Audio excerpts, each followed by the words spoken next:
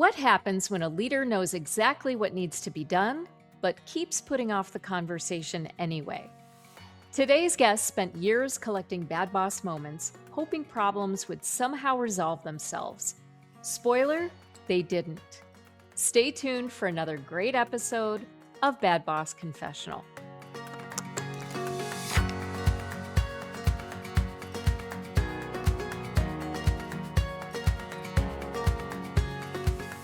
Hi, I'm Beth Fahey, and this is Bad Boss Confessional, where real leaders get honest about the mistakes that made them better.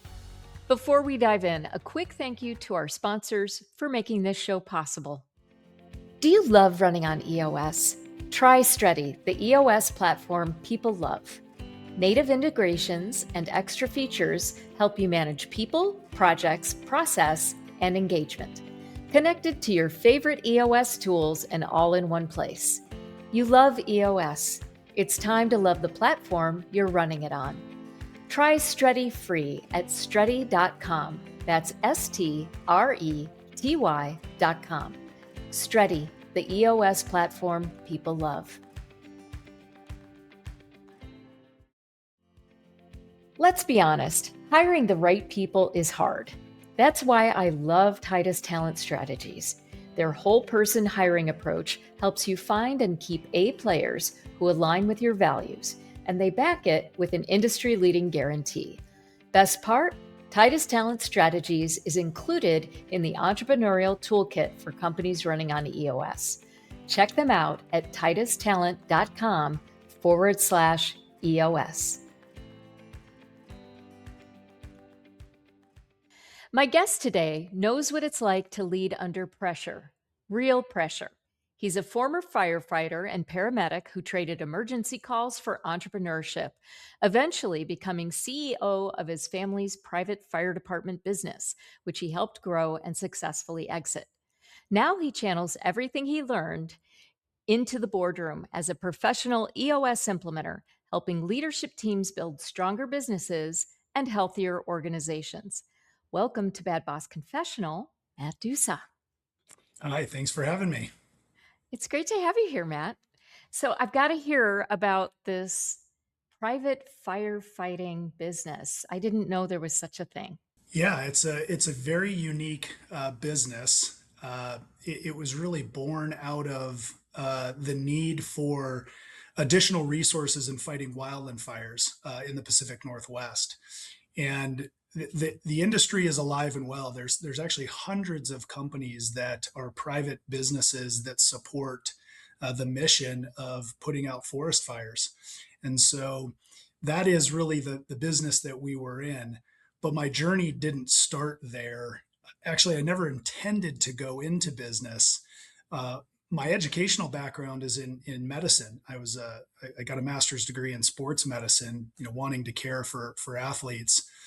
And then after 9/11, I felt the need to serve. And so I went to paramedic school and joined the fire service. And then I was on the fire department with my brother, serving our local community. And it was that experience, that firefighting experience, that led to this entrepreneurial journey with my dad and my brother, where we bought a very small, uh, poorly managed, undercapitalized company that had a few fire engines in support of this mission of fighting wildland fires. So that's kind of how the journey began, meandering from medicine into entrepreneurship. But my personal mission has always been to help people, and I felt like doing that through business and fighting forest fires, was unique and aligned with my personal mission. I just have to say, what is that like to live every little kid's dream, which is to buy a fire truck? Yeah, yeah, it's interesting. I wanted to become a doctor, and sports medicine was a pathway to come do that. And then my brother was a firefighter paramedic, and I decided that I could serve my community and serve people through firefighting. And my dream of firefighting goes all the way back to the late 70s, early 80s, when I was watching that show Emergency with Johnny and Roy and Squad 51. And lo and behold, years later, here I am on a fire engine running 911 calls. Entrepreneurship and entrepreneurs always have interesting stories, and that's definitely the start of an interesting story. When you got into business, it was a family business, correct? Yeah, my brother and my dad and I bought this company in 2007, and we were family owned and operated. And that has its own set of challenges, doesn't it? Oh, it certainly does. Yeah, it certainly does. Running a business is hard. It's really hard, especially, trying to scale a business. But when you're doing that with family and some of those lines, you know, intersect, ownership and leadership and uh, family, it can cause a lot of challenges, both in communication and expectations and, past history. So it is definitely challenging. So coming from the background of medicine and then you were on calls, I assume, you're going out, you're fighting fires, you're a paramedic. You see a lot of things, a lot of people on their worst day. Yeah, it's a challenging job. It certainly is a challenging job. In fact, they don't really prepare you for the things that you encounter when you're running 911 calls. You're ready to fight fire, you're ready to provide medical care, but it's the human aspect of it that is you really can't teach that in a classroom. You have to get out there and experience some of those societal ills and some of the things that you see running 911 calls. I'm sure you have tons of stories about that, but I brought you here for a story about you as a boss. As you know, the podcast is the Bad Boss Confessional, which isn't to say that people are bad. It's just that sometimes we have bad moments. And I know that you have a story ready to go from when would this be from your fire? Yeah, this would be from when we were running the fire business, and we had scaled to the point where we had developed a leadership team, and there were, uh, we were trying to get right people in the right seats, and we were a mature business. We had about 140 employees at the time of this situation that I'll describe to you in a minute. 140 employees that and you grew that from just, your core family, right, into that much larger business. Yeah, when we purchased the company, we had 3 trucks and 10 seasonal employees. With one of those seasonal employees, he was probably a three-quarter full-time equivalent, helping us manage some of the equipment and the people. It was a seasonal business. We were fighting forest fires at the time when we purchased the company. Later on, we pivoted and we added services to help smooth out some of the seasonality of the revenue streams. But yeah, we scaled. We were always growth oriented and wanting to add equipment and locations and skill sets. Yeah, so tell me about what happened. Like what was the situation? Set the stage for us. Yeah, so it, a little context matters here because I kind of grew up in medicine and was accustomed to really a command and control way of managing using the incident command system. And when your chief officer or captain or lieutenant tells you what to do, you just do it. I mean, it's a paramilitary way of organizing the business. And so our business was unique just in what we did, but we were also unique in the way we were structured. We were both a business, but when we were delivering services, we were under a command and control hierarchy. And so it was very difficult in some cases to toggle back and forth between those different leadership and management mindsets. And so this instance, and this is probably very common occurrence in business, where you have somebody who is really good at their job. And in our case, this person was the number one salesperson. This person was generating most of our large contracts, bringing in big revenues. This was the person that was bringing in the whales, but they were absolutely toxic to the environment. And poor communication, lots of ego, siloed themselves off from the rest of the organization. And I'll just add that this was pre us implementing EOS. So I didn't yet have the skills and the tools in our tool belt to really recognize this. And because we were so growth oriented, it seemed it seemed very far off for us to separate or truly manage this producer of revenue. Mm-hmm. Yeah. Common story, right? Very common story. And where this, I didn't really see it as a leader of the organization because we were growing in many aspects. And what I tell people is, as a leader or a manager, you don't know what you don't know, and unless people are bringing these issues to you or alerting you of problems, you're clueless in some cases, which is a horrible feeling as a leader. And even though you know there's things you don't know and you're asking for people to bring those things to you, in this case I believe that my other leadership team members and support staff felt like this person was untouchable Because of the sales. because of the sales, and we were close in terms of this person participating in some of the growth strategy sessions and onboarding new people. And he was creating, for lack of a better term, a little fiefdom within the organization. Mm-hmm. And it was what it wasn't readily or easily seen to me at the time. And so how did that happen? Like what was the event or series of events that led to you finally seeing what everybody else was seeing? Yeah, this all kind of became very transparent and obvious when we were working on a very large deal. This deal was going to actually double the size of the business, and it was going to require a tremendous investment in capital. As you can imagine, fire engines are pretty expensive, and all of the tools and equipment, and then the PPE, which is personal protective equipment that supports the firefighters, is very expensive. So we were in the midst of negotiating a very large $15 million contract that was going to require us to spend $5 million in upfront capital. And in this situation, you need you need unabridged information from all of the major functions in the organization. You need to know if operations can deliver on this. Can we finance this? What are the timelines? What's the SWOT analysis?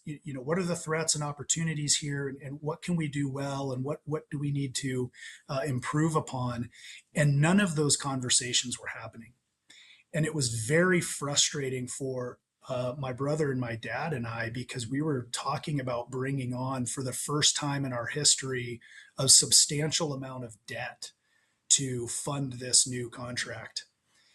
Uh, and and then we win the contract, and everybody's very excited. And then the wheels started to fall off the bus because aspects of the relationship that we were siloed off of started to fracture, and that's really where things started to come to a head.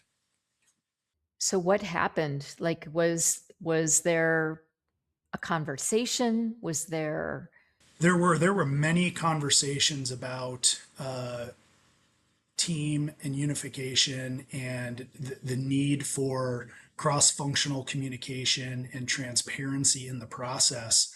And I will just say that we, from day one of buying the company, we wanted to build a very intentional culture, because my brother and I came from a fire department that was didn't have a great culture at the time. We were a small department. We were really burnt out. We ran a lot of calls. On average, our engines would run about 18 calls in a 24-hour period. And so it was really, it was a burnout culture. And then it was the culture of being really tough on the new people. And so we didn't want to have that culture in our business. And other than this person, and in effect the sales department, the culture was great. So as we started to go down the road, this was an anomaly in the rest of the organization. So that started to really bring this to a head. We did have conversations. We had team conversations with the leadership team. We had one-on-one conversations with the individual, and it became very apparent that he did not want to play ball with what our ground rules were, and setting clear expectations of communication and teamwork. And as you can imagine, and as you have experienced, those are very tense conversations. Those are uncomfortable conversations to have. For sure. Yeah. You're basically telling somebody that what you think you're judging them. Yeah. Yeah. You're giving somebody who has already had a successful career a performance improvement plan, and maybe the first one they've ever had in their career.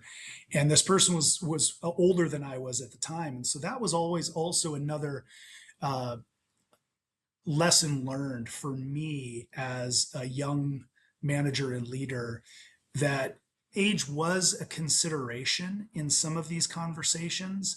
And because this person, and I'll just use a firefighting term, wore more bugles than I did, meaning they were a higher rank in the fire service on that aspect of the business. But on the business side, I was the owner and CEO of this organization.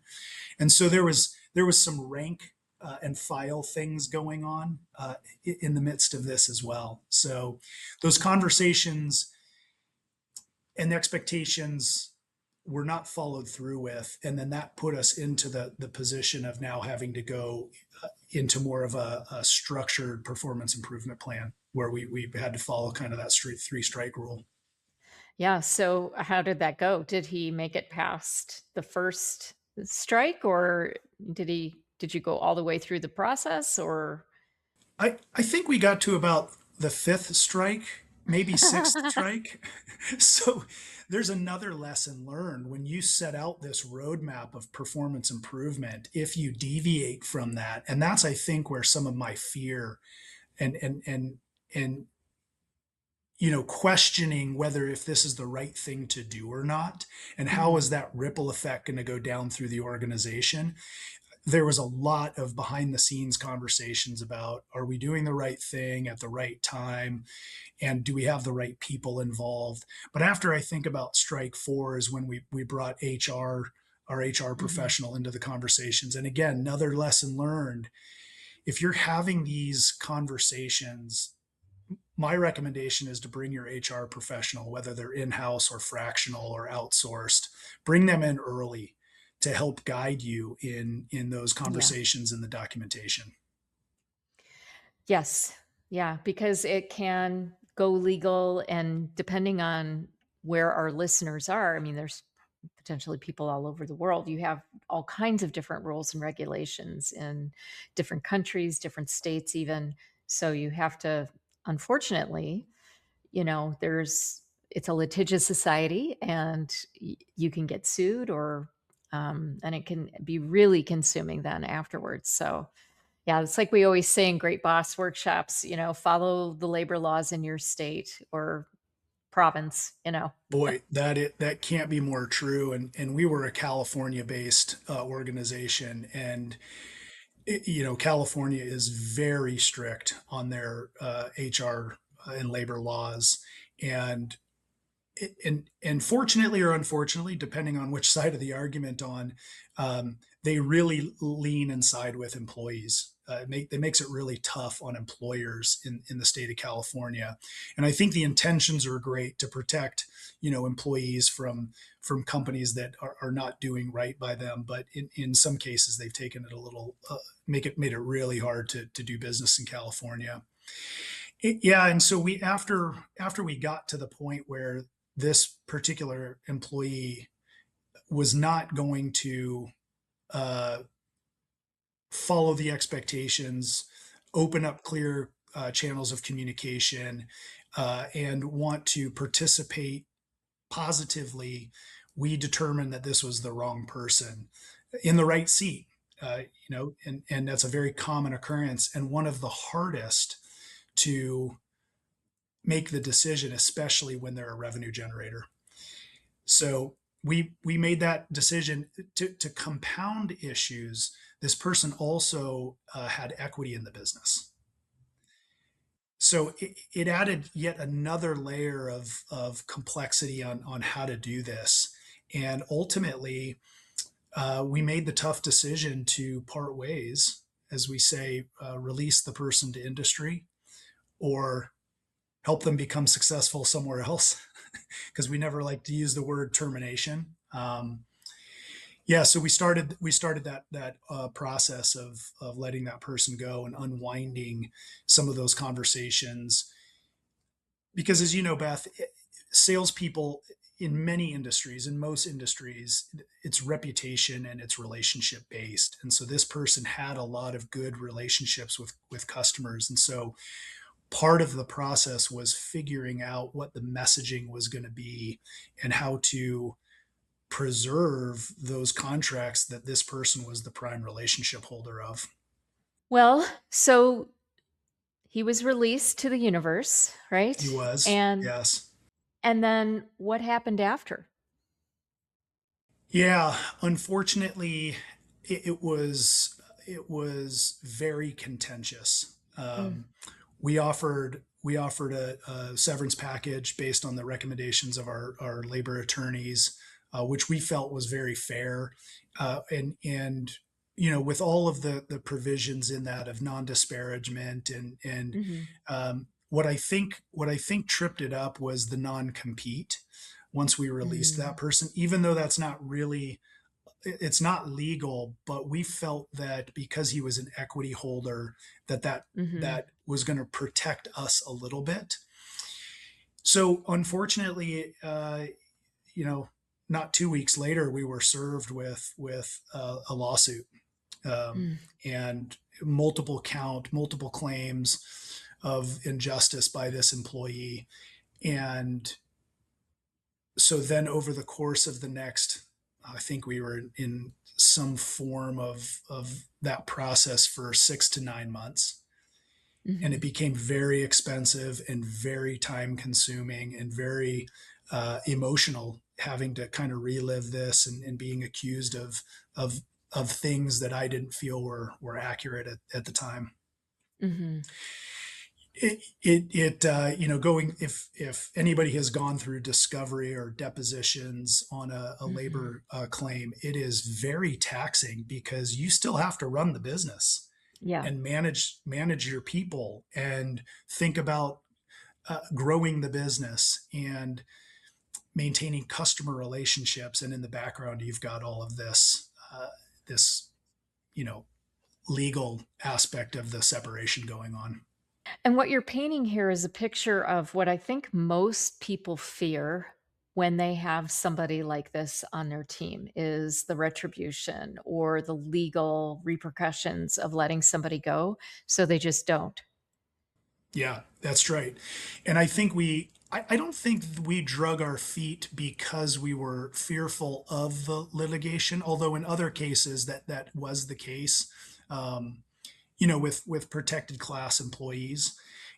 But this one he was really good at his job. And we really enjoyed spending time with him. And, you know, I learned a lot from this individual in the course of doing business, and we were really fearful that we were going to lose not only reputation but relationships in the industry. So we drug our feet for way too long, and then Mm, the whole thing blew up anyway. So my lesson learned there was when you have identified the wrong person that is not a good fit with your culture, you've just got to take action very quickly, follow yeah. that process of offboarding and document everything.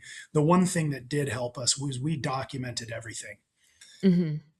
So we had really good records when it came to having to paint this picture and tell this story.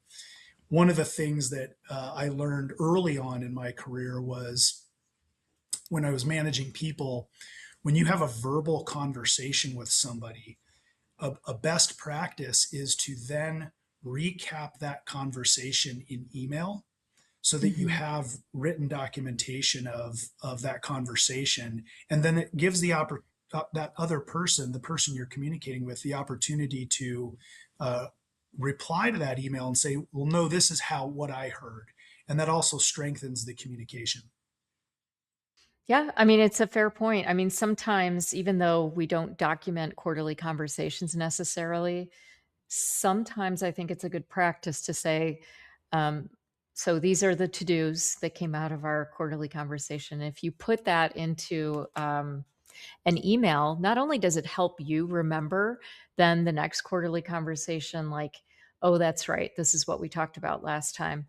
But it also it's part of the setting expectations, right? Is that we're not just having this conversation, so it's not a shooting the shit conversation, which sometimes I think people think the quarterly conversation is. It's really more about sharing what's working and not working, and then the to dos that come out of the IDSing that you're essentially doing when you're talking about the not working, right? So that having some record of that is at least something.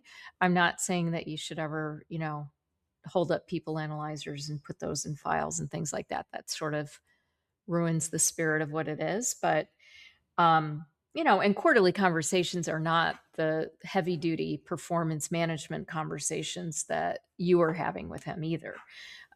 So totally different approach. I mean, what you're talking about in the world of EOS is more like a three strike, and, there's how many strikes are there in baseball?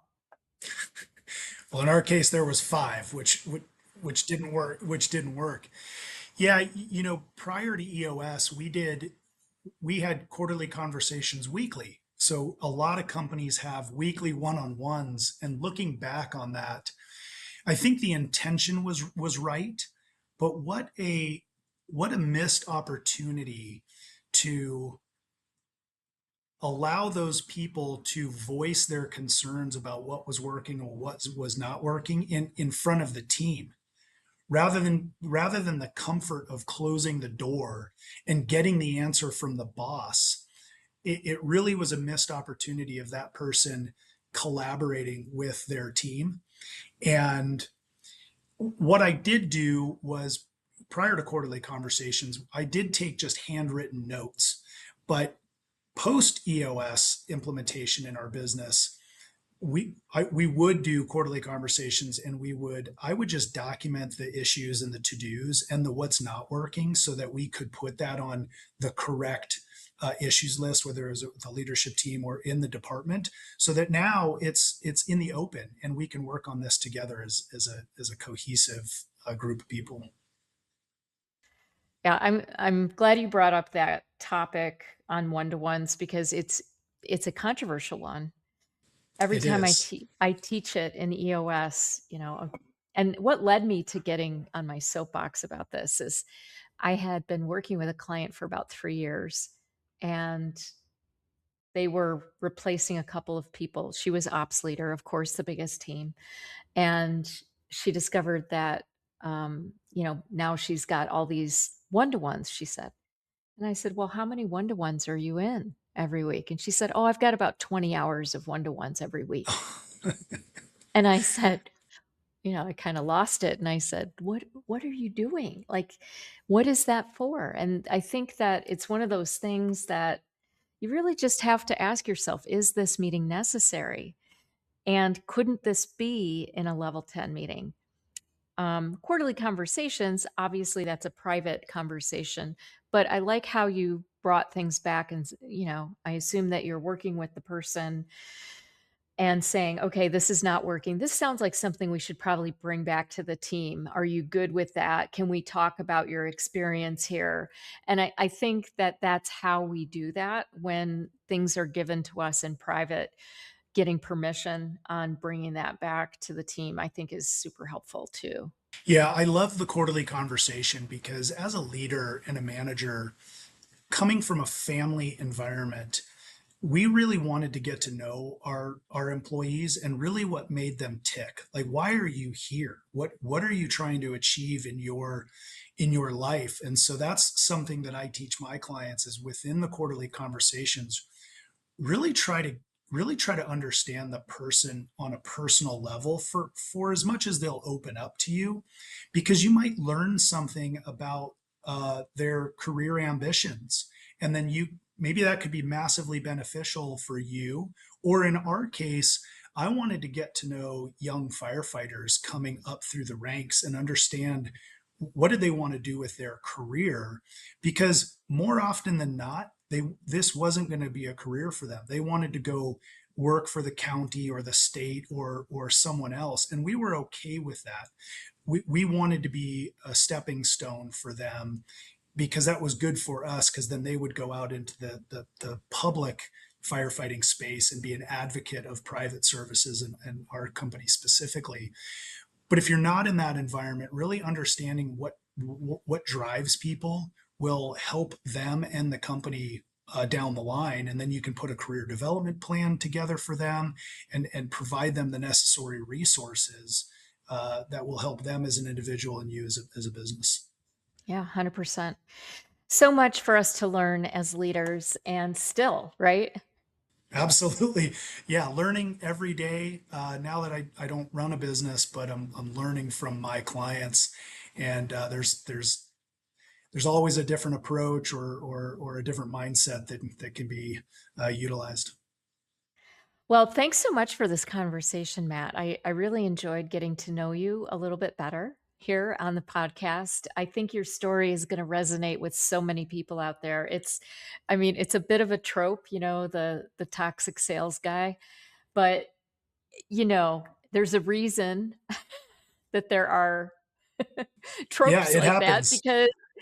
because it's kind of a common situation. And I'm just curious, one last question on that story. What kind of feedback did you get from the team after he was exited from the company? Yeah, I'm sure the listeners probably had a similar experience, but once that person was out of the building, there was a line at my door, uh, where people now felt comfortable to come to me and tell me all the reasons why I should have done that 6 months earlier, or what could be fixed, or what was broken, or what was not being said because there was fear that this person would retaliate behind closed doors. And so it was it was like it was like a 1,000 pound weight was taken off of the team, and